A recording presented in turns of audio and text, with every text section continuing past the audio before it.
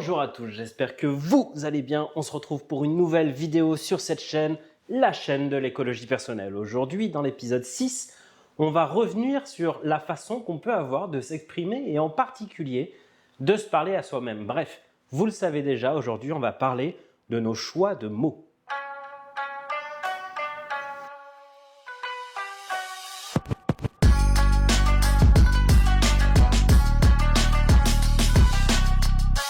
Alors pour commencer, comprenez bien une première chose. Les mots précèdent la pensée. En effet, on aurait tendance à faire l'erreur de croire qu'on a d'abord une pensée, puis qu'on va piocher dans nos mots pour décrire cette pensée. Faux. Mais c'est faux. En vérité, on a d'abord des mots qui sont là à disposition et on va construire notre pensée avec et grâce à ces mots. Et donc, si je n'ai pas de mots pour penser un concept, pour moi, ce concept ne sera jamais clair ni constant, voire même inexistant. Et à ce propos, Ludwig Wittgenstein en était arrivé à dire que les limites de mon langage signifient les limites de mon monde. Et donc, plus j'ai de mots, et plus mon monde est grand, c'est ça? Oui, je pense que c'est correct. C'est simplement une formulation plus écologique. T'as regardé la vidéo précédente, toi, non? Et donc, plus votre richesse lexicale est petite, plus vous aurez du mal à penser le monde. Plus il vous paraîtra simple, étriqué, voire même limité. Alors qu'à l'inverse, si votre richesse lexicale est grande, vous aurez plus de facilité à penser ce monde. Vous y verrez plus de choses, plus de concepts, avec plus de complexité, plus de possibles, plus de finesse. Ce monde vous paraîtra plus grand, plus vaste. Vous comprendrez donc que les mots cadrent à la fois votre capacité à percevoir et à comprendre le monde qui vous entoure, le monde dans lequel vous vivez, mais également ils cadrent votre état interne, vos états internes. En effet, pour exemple, si on parle d'émotions et que vous avez peu de mots pour en parler, celles-ci vont vous paraître caricaturales, voire grossières. Alors que, à l'inverse, si vous avez beaucoup de mots pour en parler, vos émotions vont vous paraître plus fines, plus nuancées, plus riches. Et vous verrez même que, en sachant mettre des mots plus précis dessus, vous récupérez sur ces émotions déjà un certain contrôle. Et donc le but va être de s'offrir le cadre le plus large, le plus vaste possible, mais aussi le plus écologique qu'on puisse. Et donc le premier tip que je pourrais vous donner, c'est évidemment d'enrichir au maximum votre vocabulaire. Par exemple, chaque jour, apprenez un nouveau mot et dans la journée, essayez de le replacer dans une conversation. Ah oui, d'accord. Non, sans déconner. C'est ça ton tips? Non, là j'étale juste des évidences. Après, si vous voulez vraiment en faire un tips et le faire, faites-le, ça ne pourra vous faire que du bien.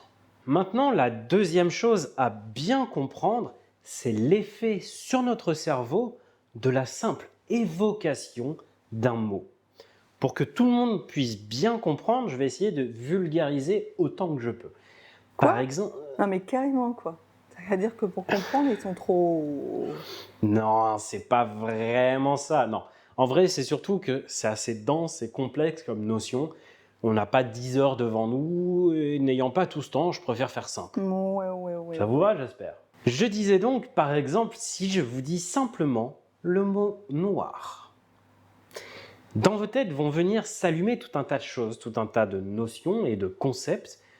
Par exemple, on va pouvoir retrouver, j'imagine, la notion de couleur, la notion ethnique, la notion d'obscurité. Le manga. Ah oui, c'est vrai qu'il y a un manga qui s'appelle Noir. Donc le titre d'un manga, la notion de mal, du méchant, la notion de yang aussi peut-être pour certains, etc., etc. Bref, à des niveaux plus ou moins conscients ou inconscients, la simple évocation d'un mot vient allumer dans notre cerveau tout un tas d'images, de représentations, de concepts. Et les plus conscientisés de ceux-ci le sont car notre cerveau a estimé que c'était les plus congruentes avec la situation. Les autres concepts, eux, vont rester à niveau inconscient car notre cerveau aura estimé que ces notions sont moins congruentes, voire pas du tout congruentes avec la situation. Et donc, pour ces concepts, il va y avoir inhibition.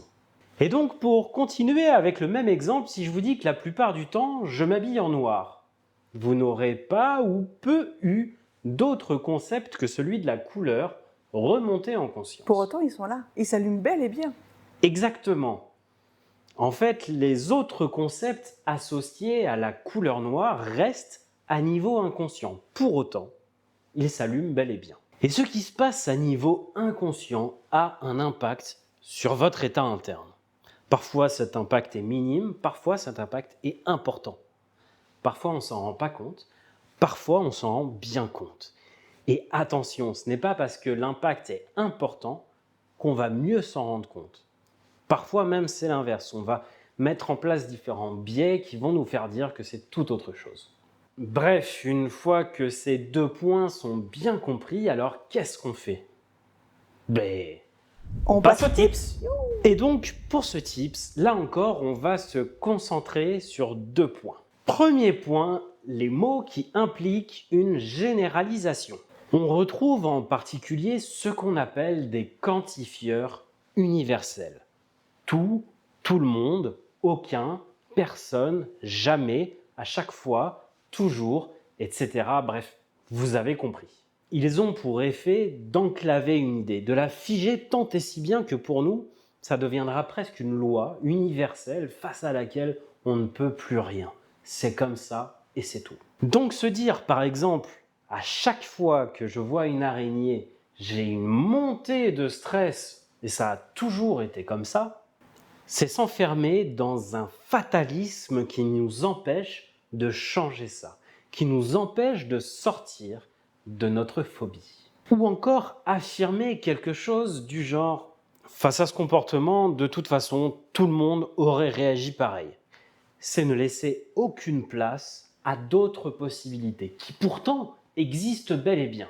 Et donc finalement, c'est se justifier dans un comportement, s'enfermer dans ce comportement et donc ne jamais en sortir.